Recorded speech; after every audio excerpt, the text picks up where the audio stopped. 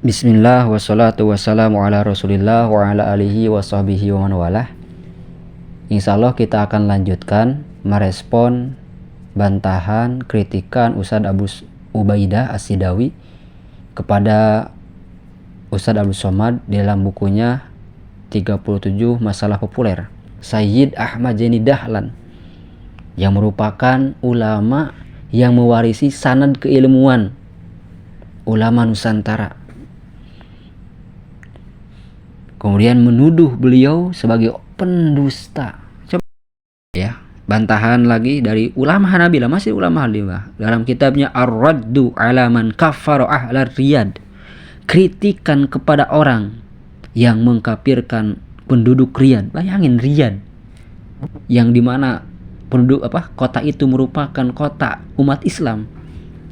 Wa man haulahu minal muslimin, dan negeri-negeri atau orang-orang di sekitar Riyadh dari kaum muslimin.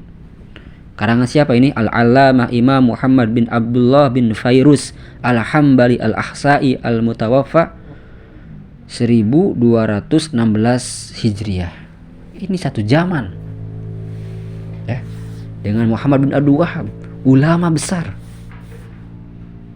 Kenapa? Karena Muhammad bin Abdul Wahhab itu benar-benar mengkafirkan kaum muslimin. Beliau jelaskan di dalam mukadimahnya, Papi Kornil Sani Isru Hijriyah fi ahdi Daulatil Utsmaniyah allati rufi'at riwayatul Islam wa fi ahdil Khalifatil Utsmani Al-Sultani Muhammad Khan Al-Awwal.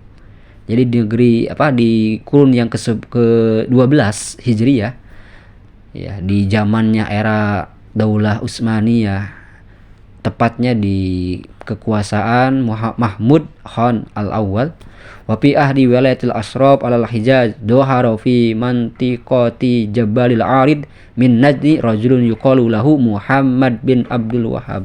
Ada seorang yang bernama Muhammad bin Abdul Wahhab min usratil ilmiyah Hambaliyah, yang berasal dari keluarga berilmu Hanabilah, karena ayahnya mufti, kemudian saudaranya Syekh Sulaiman bin Abdul Wahhab juga seorang mufti, seorang ulama besar.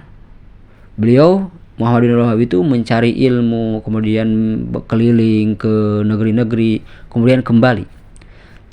Tapi setelah beliau kembali itu bukannya meneruskan dakwah ajaran Hanabilah, fikih Hanabilah, malah membawa ajaran-ajaran baru. Apa? Wa khalafa tariqata abaihi.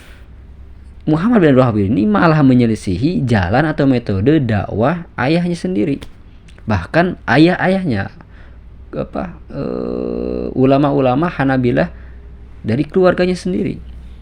Wa ankara 'alan nasi masaila yata'allaku aksaruha bitawasul, mengingkari tawasul, wal istighosah, mengingkari istighosah, wal kubur, rihlah ziarah kubur, wal halafi, sumpah kepada selain Allah, menganggap itu syirik, wa nazar kepada selain Allah seanggap syirik. Karena di kalangan 4 mazhab itu ya, wa ghairuha mimma huwa mabkhusun bi atidalin wa isafin fi kutubi ahli ilmi min atba'il madhahibi al-arba'ati. Karena di kalangan ulama 4 mazhab bersumpah kepada selain Allah, kemudian nadar kepada selain Allah, kemudian istighosah, ziarah kubur, itu ada amalan-amalan yang disunahkan, ada yang memakruhkan, ada juga yang mengharamkan. Tidak ada dari 4 mazhab yang mengatakan itu kafir, syirik, tidak ada.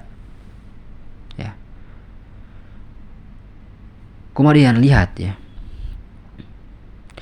Wa ja'ala ba'du masailil khilafi aw ba'dil muharramati syirkan wa kufran. Muhammad bin Abdul Wahhab ini menjadikan amalan-amalan atau fatwa-fatwa, amalan-amalan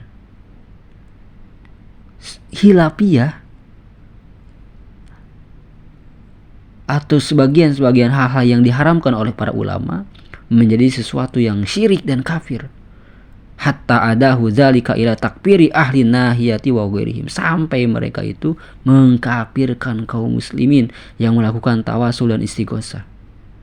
Wal hukmu alaihim bisyirkil wal wasaniyah, dan menganggap orang itu musyrik dan wasaniyah, penyembah berhala. Nauzubillahi min dzalik. Wa kanat ar-Riyad wa ma haulahu asyharul buldani allati kaffaroha fi nahiyah. Dan Riyadh itu termasuk kota yang dikafirkan oleh Syekh Muhammad bin Wahab.